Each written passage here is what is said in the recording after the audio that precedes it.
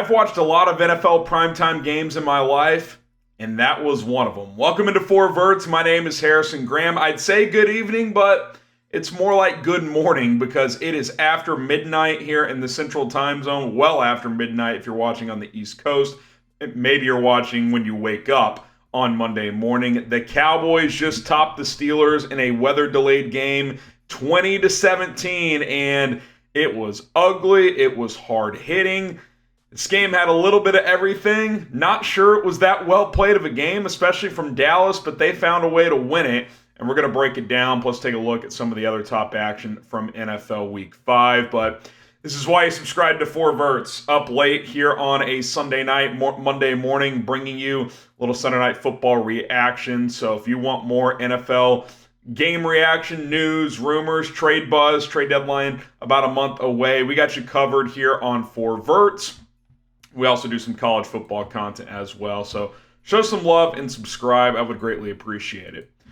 You got to give credit where credit is due. Dak Prescott found a way late on a night in which he really struggled, and that's what a franchise quarterback does. And I know there's a lot to be said about Dak, good, bad, ugly, in between, and I'm not a guy who necessarily thinks he can win a Super Bowl, but I do think he's probably one of the 10 best on the planet, and he really struggled with 3 bad turnovers tonight, but when it mattered most, 15 plays, 70 yards, touchdown pass to Jalen Tolbert on 4th down. A couple of plays after, Landon Roberts had one of the best plays you will see in the NFL. 2nd and goal at the 1. They handed it off to Rico Dowdle. He tries to jump the pile, or he was going to jump the pile, it looked like. But Roberts leaps Troy Polamalu style and absolutely cracks Dowdle, which then fumbled the ball. Dak jumped on it, and 2 plays later, 4th and goal at the 4, finds Jalen Tolbert for the game-winning touchdown with 20 seconds left. Prescott in this one, 29 of 42, 352, 2 touchdowns, 2 picks, and a fumble. The Cowboys throughout this game moved the ball very consistently, but Dak had 3 of the worst turnovers you'll see. He had an awful pick looking at CeeDee Lamb at the front pylon earlier in the game, a bad fumble, and then another just reckless interception trying to throw a seam ball in the second half. But Dallas outgained Pittsburgh 445 to 226 in this game, and the Steelers were 1 play away from winning it.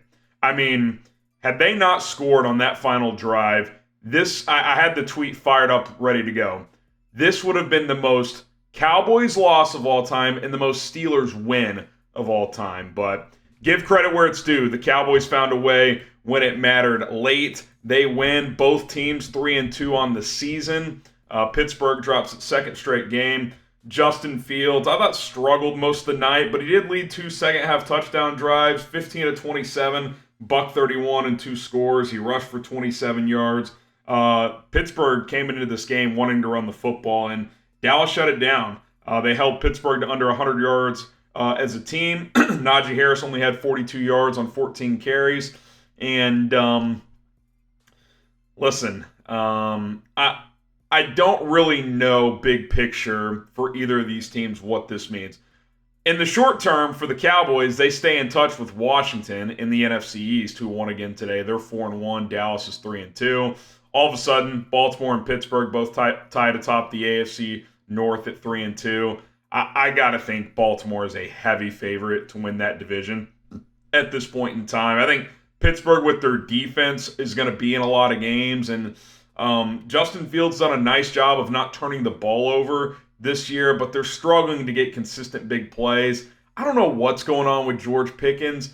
I feel like every other week, 1 week, great game. Next week, nowhere to be found and seems to be causing problems. So, I just don't know if the Steelers have enough firepower offensively.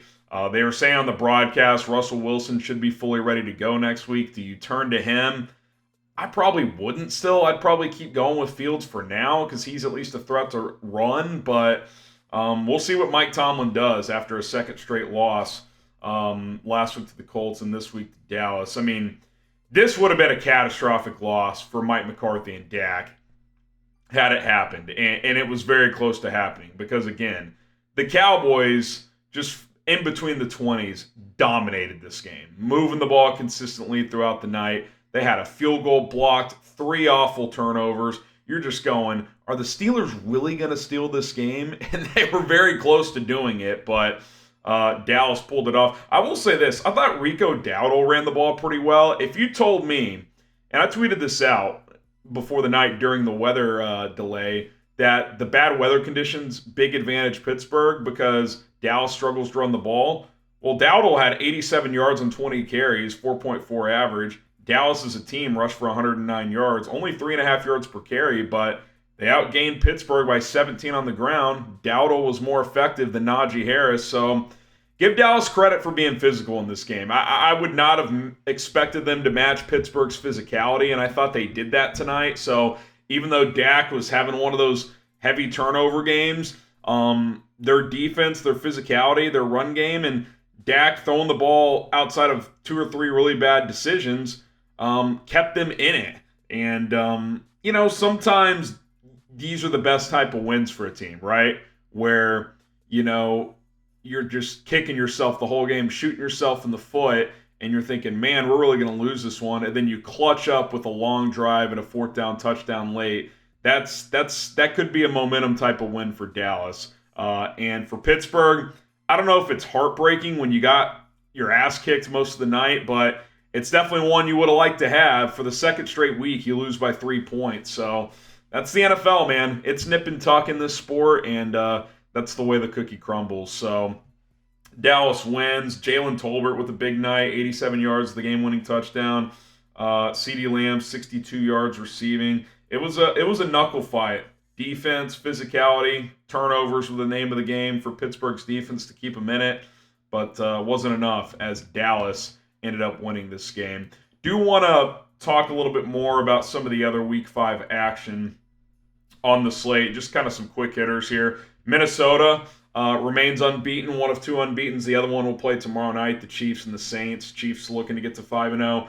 Minnesota held on to beat the Jets in London 23-17, which, by the way, we had about 16 hours of football today. So that thing kicked off at 8:30 this morning, and this game finished off after midnight. So pretty wild day. So you had that going on. What else stood out to me? Another Deshaun Watson just debacle today. They get smoked 34-13 by the Commanders. Jaden Daniels, another big game, 238 throwing, 82 rushing, had a touchdown pass and an interception. Jameis Winston got in there and threw 1 pass. Stefanski said after the game they're going to stick with Deshaun, but it's a joke. I mean, I gave him a little credit. I thought he actually played pretty well last week, and the team let him down. And I think Judy dropped a touchdown today, so clearly they're not playing that well around him. But, I mean, I don't care what the circumstances are. They're 1-4 now. Watson's 15 of 28 for $125. I mean, it's just a joke. And this guy, I mean, say what you want about Dak Prescott. He is an imperfect player. I don't think he's probably worth the contract he got. But Deshaun Watson getting $230 million guaranteed. I mean, it's an embarrassment to the league. It really is. I mean, they're a joke at 1-4. The game of the day was Baltimore-Cincinnati.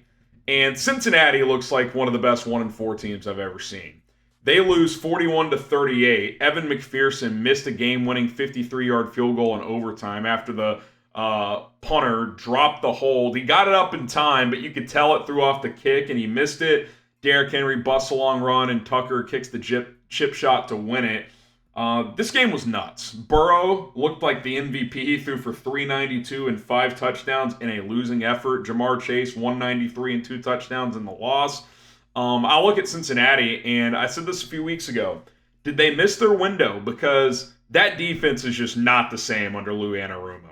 They were a top 10 unit there in those 2 deep playoff runs when they got to the Super Bowl and the AFC Championship game.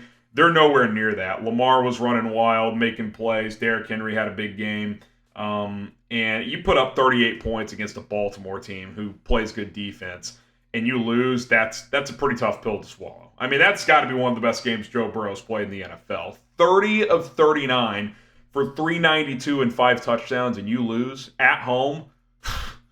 That's tough. For the Ravens at 3-2 now, tied with the Steelers atop the AFC North, I mean, they got to be a heavy favorite to win that division. And Cincinnati at 1-4, that's a lot of ground to make up. I'll say this, if Burrow keeps playing like this, you think they're going to run into some wins, but he said it after the game, we're not a championship team right now. So they got a long way to go to get back into the hunt.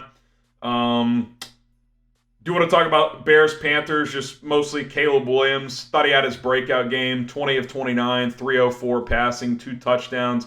Connected with DJ Moore on a couple of downfield passes for scores. He had 105 yards and 2 touchdowns receiving.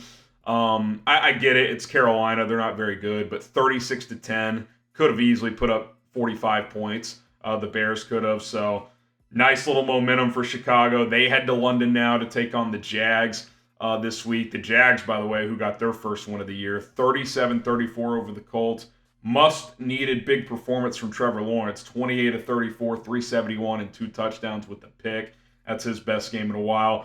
They kind of shifted their running back pecking order to take Bigsby, who had 101 yards rushing and 2 touchdowns. So kind of feels like he's their RB1 over Travis Etienne now. So big win for the Jags to get on the board. Texans take down the Bills 23-20. You want to have the weirdest stat of the day?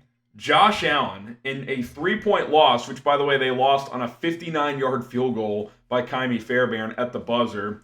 Somehow they were in this game, despite Josh Allen going 9 for 30 in the loss, whereas C.J. Stroud was 28 of 38 for 331. I mean, I don't know how that happens, but the Texans had some self-inflicted wounds to keep Buffalo in it, but they found a way to win. They're 4-1. Bills fall to 3-2, their second straight loss.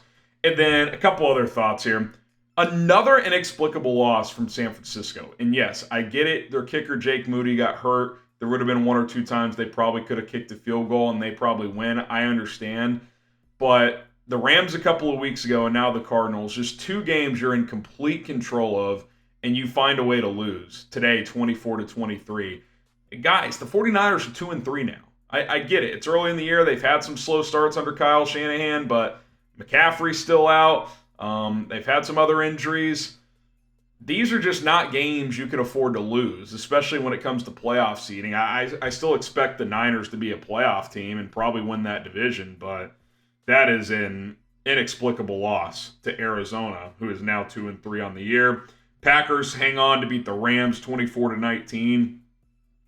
The NFC North has the 5-0 Vikings, the Bears at 3-2, who seem to be hitting their stride a little bit, the Packers at 3-2, and the Lions at 3-1 on their bye week.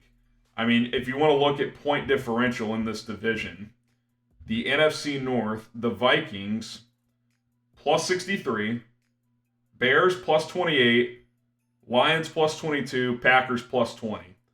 Compare that to the NFC West right now. Seattle at 3-2 plus 8, Arizona at 2-3 minus 9, San Francisco at 2-3 plus 20, Rams minus 45 at 1-4.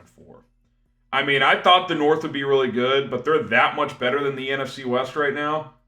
I mean, the NFC East is even worse. Washington's plus 40, they look great, but Dallas minus 4, Philly minus 10, Giants minus 15, who somehow beat Seattle today. The NFC North is the best division of football so far, and it's really not that close. So it's going to be a gauntlet. Feels like all 4 of those teams are going to be in the playoff mix late in the year. It would be surprising, but could it, for the first time ever, all 4 teams make the playoffs? Because with the extra wild card, that's mathematically a possibility now. You would think one of these teams gets squeezed out, but feels like 3 teams are making the playoffs out of the North. But a lot of football to be played. We got Chiefs-Saints tomorrow night for Monday Night Football. What a weird Sunday night game. What a weird Sunday. It feels fitting that this game ends after midnight because that game was just bizarre. It doesn't feel like either of those teams are that good, but Dallas found a way to win it 20-17. We'll be back tomorrow with the latest NFL news, maybe some overreactions. We'll get a Devontae Adams trade update, some chatter on that over the weekend, so stay tuned for that. And then, of course, we'll have Monday Night Football reaction between the Chiefs and the Saints. My name is Harrison Graham. Don't forget to subscribe and turn on notifications on your way out the door. Enjoy your Monday, everybody. More football to discuss here on 4 Verts.